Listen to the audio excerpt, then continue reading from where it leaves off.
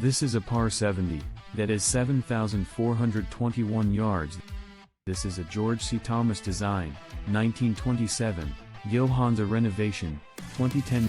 This course has not hosted a PGA event since the 1940 LA Open. There is massive elevation changes, angles, firm and fast, blind shots, wide sloping fairways with reverse cambers, thick Bermuda rough, especially ARG, chewed edged bunkers, variety of holes and lies create unpredictability. This course is set up for strategic thinkers, creative shot makers, scramblers, long iron savants. Even par would be a great score for this weekend.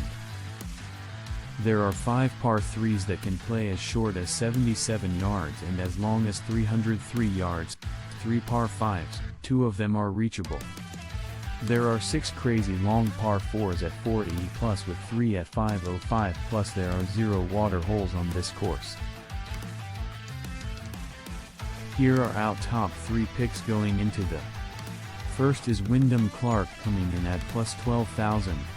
I'll continue to go to the well on Wyndham Clark, especially at triple digits, which was available over the weekend at FanDuel. After a tremendous run, Clark finally sealed the deal a few weeks back with his Wells Fargo Championship victory. His game is well suited for long and difficult tracks like Quail Hollow, and Lac should be that and more. Clark's 2023 ascension has been on the back of elite approach play, where he's gained strokes on the field in 16 of his past 17 measured starts.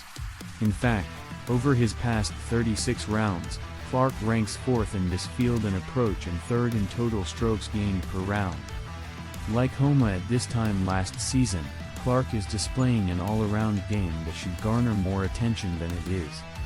Next up is Viktor Hovland coming in at plus 1,800. With a top-notch pedigree and skill set that can compete with anyone, the golf world was dying to see Viktor Hovland win outside of the fall and winter swing seasons.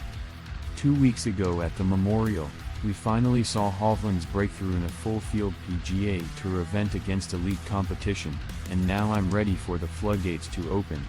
His early career struggles and majors are becoming a distant memory, with a T4, 2022 Open, T7, 2023 Masters, and T2, 2023 PGA, in his past 3 starts. His short game work is paying off and, strangely enough, has never been the reason why he's yet to win a major.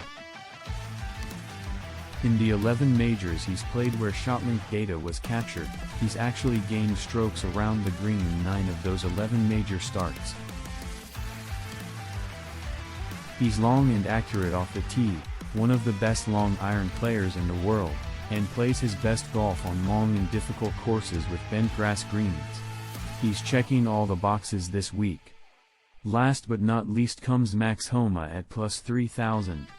Like most of the golf betting world, I jumped on Max Homa's US Open price back in January when he was cooking at Torrey Pines.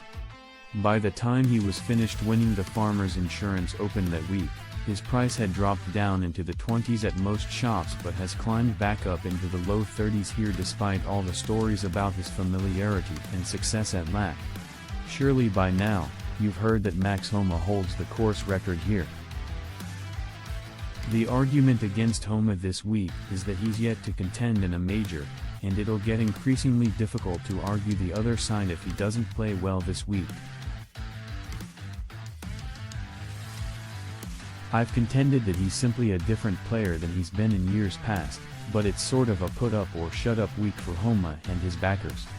He's been terrific in his home state of California throughout his career, winning 4 of his last 8 starts here, though Lac is notably bent grass greens and Bermuda fairways and rough, which is not the standard POA layout that we're used to seeing on the West Coast.